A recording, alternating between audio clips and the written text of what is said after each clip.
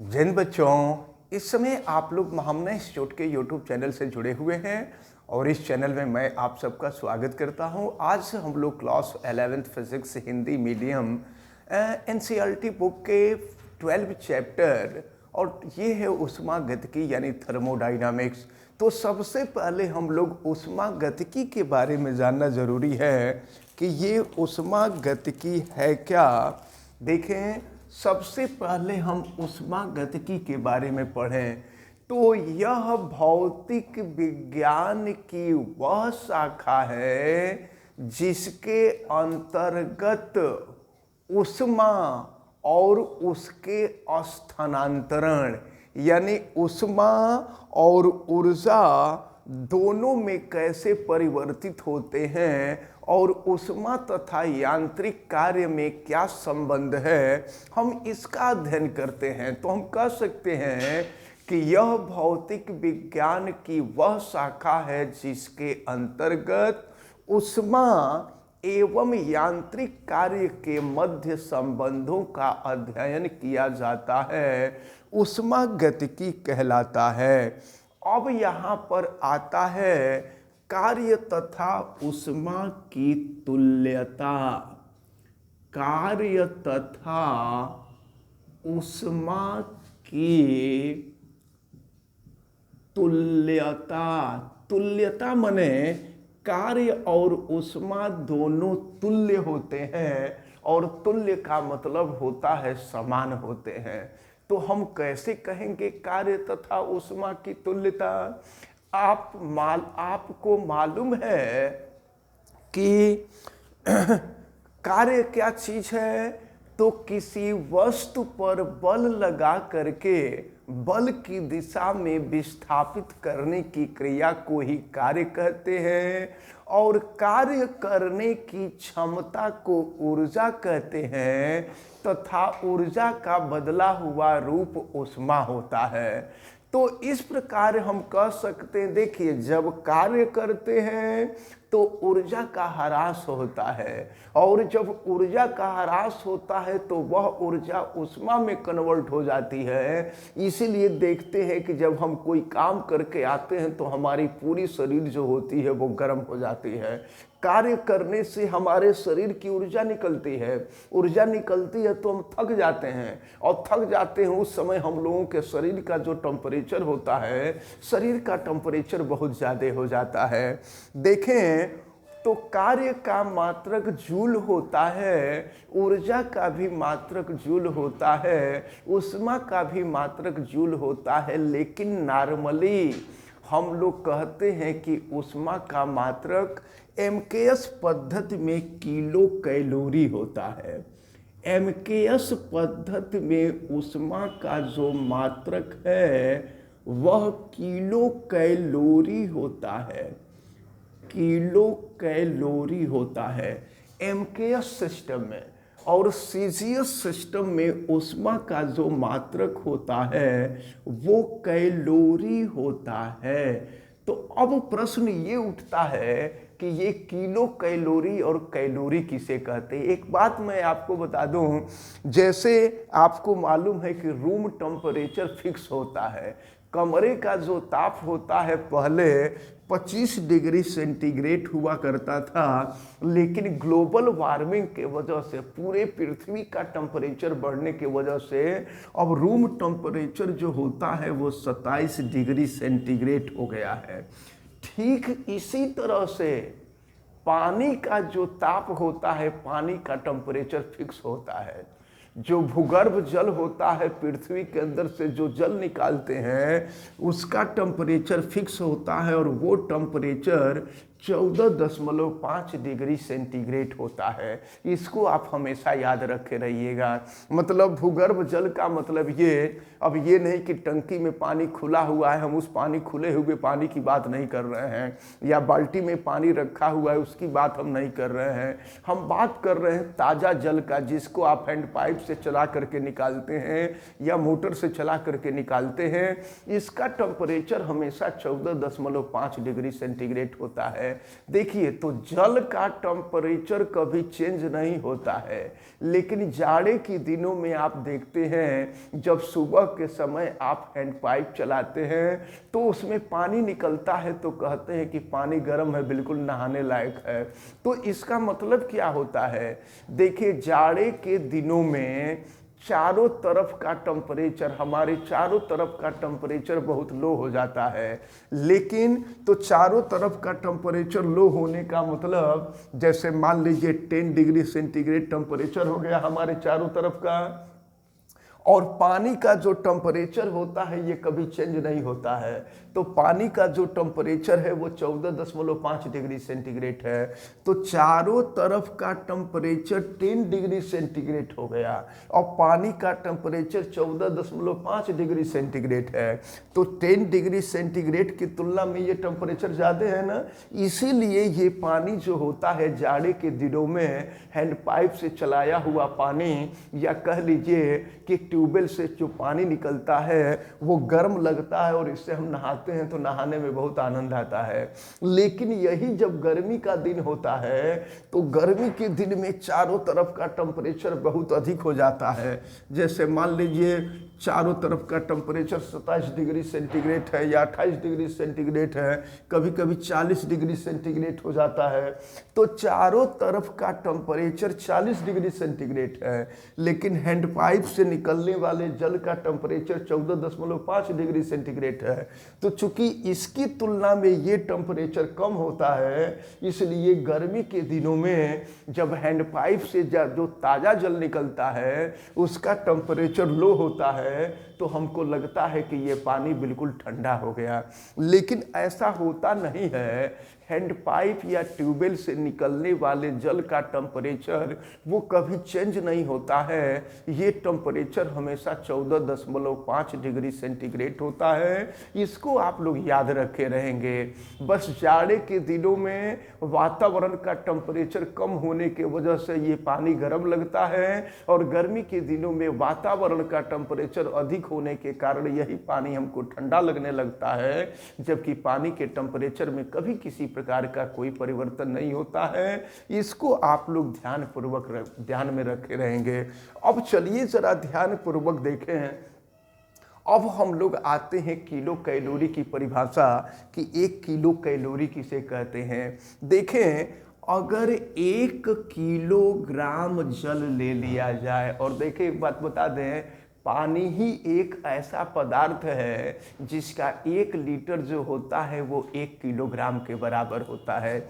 माने 1 लीटर पानी को लेकर के अगर उसका वजन करेंगे ना तो वो 1 किलोग्राम आएगा। पानी के अतिरिक्त दुनिया में कोई भी ऐसा द्रव नहीं है जिसका 1 लीटर 1 किलोग्राम के बराबर हो। तो इसको आप ध्यान में रखे रहिएगा।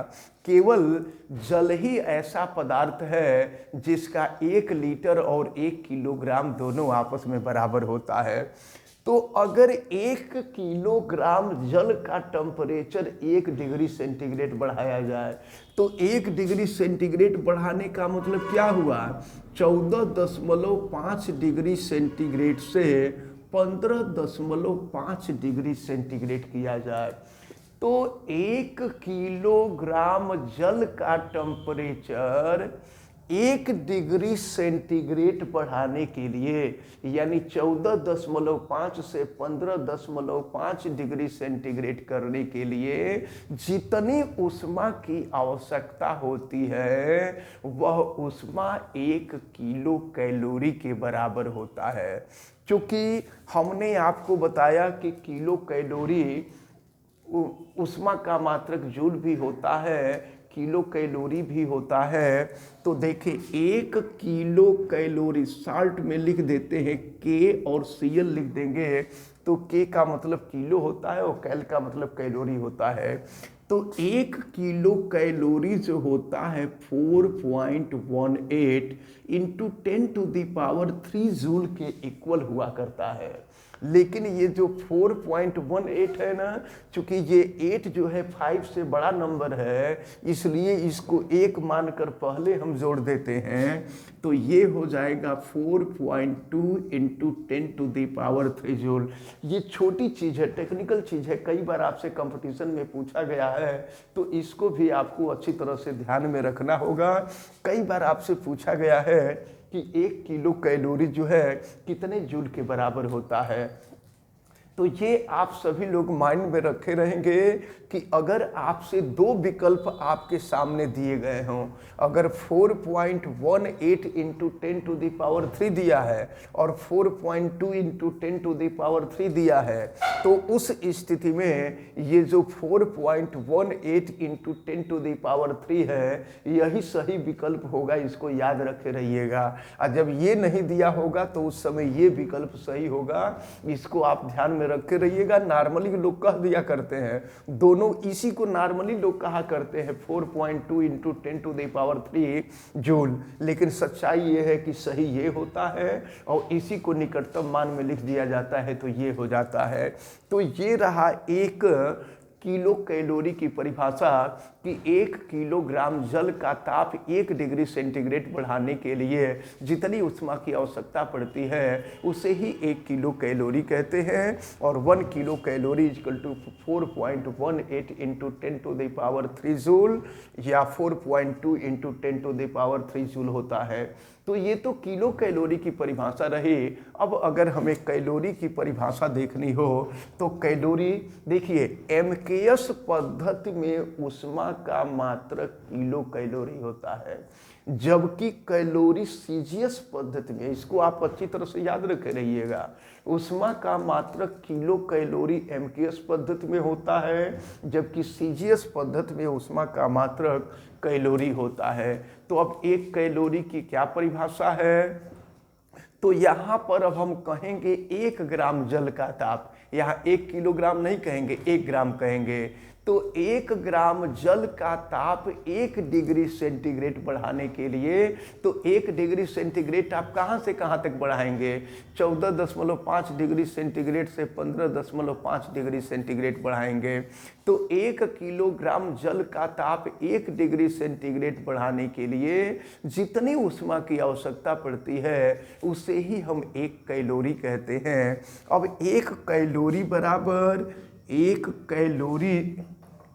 कैलोरी बराबर यानी 1 कैलोरी इज इक्वल टू ये होता है, देखें 1 कैलोरी इक्वल टू 4.18 जूल, या नॉर्मली ये जो है 4.2 जूल कहलाता है। तो 1 कैलोरी इक्वल टू होता है 4.2 जूल। इसको भी आप सभी लोग बहुत अच्छी तरह से याद रखे रहेंगे। अब इसके बाद हम लोगों को पढ़ना होता है ऊष्मागतिकीय चर, थर्मोडायनामिक वेरिएबल्स।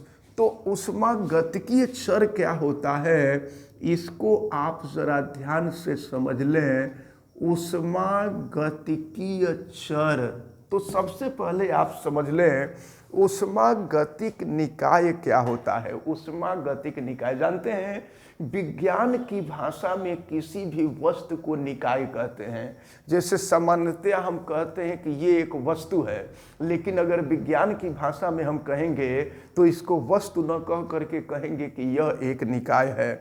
तो ऐसा निकाय जिसकी अवस्था को दाब, ताप, आयतन के पदों में, दाब, ताप और आयतन के पदों में व्यक्त किया जा सके, उसे हम ऊष्मागतिकीय निकाय कहते हैं, ऊष्मागतिक निकाय कहते हैं। अब जैसे मान लीजिए यह निकाय है, तो इस निकाय के चारों तरफ का जो भाग होता है इसको हम परिवेश कहते हैं, सराउंडिंग कहते हैं। माने ऐसे कह लीजिए कि निकाय जिसके साथ ऊष्मा का आदान प्रदान कर सकता है। तो ये निकाय है और इसके चारों तरफ का वातावरण है। निकाय माने वस्तु है, तो यह वस्तु वातावरण से ऊष्मा ले सकता है या वातावरण को ऊष्मा दे सकता है। तो इसी को हम इसके चारों तरफ, तो इसके चारों तरफ का मतलब क्या, हम हैं तो हमारे चारों तरफ जितना एरिया बचता है, जिसको हम यूनिवर्स कहते हैं, ब्रह्मांड कहते हैं, वही हमारा परिवेश कहलाता है। और फिर आप ऐसे समझ लीजिए कि किसी भी ऊष्मागतिक निकाय की व्याख्या करने के लिए हम लोगों को दाब P की ज़रूरत पड़ती है, आयतन V की ज़रूरत पड़ती है, ताप T की ज़रूरत पड़ती है, आंतरिक ऊर्जा U की ज़रूरत पड़ती है, और मोल की संख्या को म्यू से प्रदर्शित करते हैं, म्यू की ज़रूरत पड़ती है। तो इन सबको हम ऊष्मागतिकीय चर कहते हैं। जब भी हम किसी निकाय, ऊष्मागतिक निकाय की अवस्था को प्रदर्शित करेंगे ना, तो वहाँ पर P की ज़रूरत पड़ेगी, V की ज़रूरत पड़ेगी, T की ज़रूरत पड़ेगी, U की ज़रूरत पड़ेगी, म्यू की ज़रूरत पड़ेगी। तो इन्हीं को हम कहा करते हैं ऊष्मागतिकीय चर। तो इसको आप लोग अच्छी तरह से याद रखे रहिएगा। तो फिलहाल आज आपको हमने ऊष्मागतिकी की डिफिनीशन बतलाया, और फिर ऊष्मागतिकी के बाद हमने आपको कैलोरी और किलो कैलोरी की परिभाषा बताया, और फिर ऊष्मागतिकी चर के बारे में हमने बताया। हमें उम्मीद है कि ये सारी बातें आपको बहुत अच्छी तरह से समझ में आई होंगी। आप वीडियो को लाइक ज़रूर कीजिएगा, और अगर आप चैनल पे नए हैं तो चैनल को सब्सक्राइब भी कर लीजिए, बेल आइकन को भी प्रेस करें। और अगर किसी प्रकार की कोई दिक्कत समझ में आती है तो आप हमें कमेंट करके बतावें, और वीडियो को मैक्सिमम स्टूडेंट तक शेयर करें। आप सभी लोगों का बहुत बहुत धन्यवाद। जय हिंद।